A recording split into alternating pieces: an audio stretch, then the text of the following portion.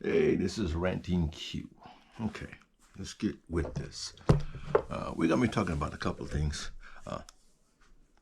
Basically, we're gonna be working on this. Where we at before the draft?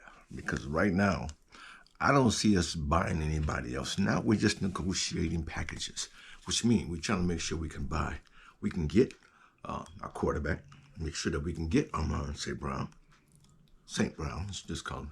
Well, and we have to try to make sure that we can probably make a deal with Sewell now too. So here's our thing. We have three big contracts, actually four, but three big contracts that we got to deal with before everything starts. Now, what we need to worry about is where we at right now. With them three becoming unrestricted, that's just gonna make them they're gonna make more money.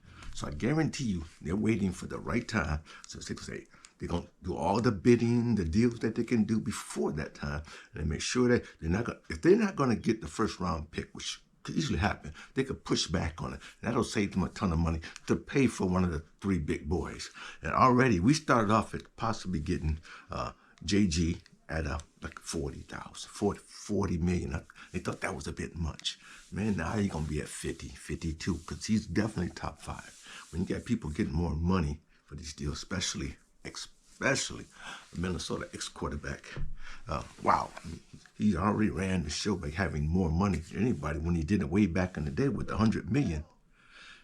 Now he's probably number 5, and he hasn't played much at all. So we're gonna have to give him his money. Bottom line, if we don't give him his money soon, we're gonna be in more trouble than we know. Some of the guys that we can look for is, remember, the big three. St. Brown, got to give him his money. I'm sorry when I walk up to the house because let my wife get comfortable in there. And I'm gonna walk through and be outside and freeze myself to death. Okay. We still got stuff to do. We still got stuff to prepare for. Okay. We're not at the end or at the beginning of anything. Our first thing we got to do is, okay, we already know we got to take care of these three. I believe they got something in the works that once that happens, it's going to start and they're going to have what they need to do. I have total faith, and that's the program, because that's what they do. Okay? That's what he's been setting up for. But when you're cutting this close, you just made your dollars went up and up and up. When you could have got him for 42 back in the day, he would have took it. That's another $8-9 million more, and then you can get your players. I know what you're trying to do. You're setting up your money so that you can get some players. We can give him his big contract, the man that we brought in to help him out for. You know, and we brought Brock in. That's his money that we're taking from to bring him in. That's for his protection. So a lot of time a quarterback will sacrifice to get protection, so he has a better career and enjoy $48 million a year. That's probably, by the time they do it all up with the bonuses and the slip outs and the slip arounds, it's going to be a 2-year contract for like about $100 million. Give him his money. Just give him his money so we can get this championship so we can move forward. That's the big thing. We want to move forward. Okay, let's talk about what the guy we got a chance at, the draft. Okay, we're not gonna get any more free agents. I think we're pretty much done with that. It'd be amazing if we do a last-minute trade, but it's not likely because they have to budget their money now. They get to pay 3 big contracts and still cover the rookies that they're going to get. The way I can think they can do that, again, is drop in out of that. Sacrifice the 29th and get another bid back somewhere. Get a strong bid inside the unit. So, like, somebody want this one, or we can go up. Because we don't need seven drafts. We have too many people.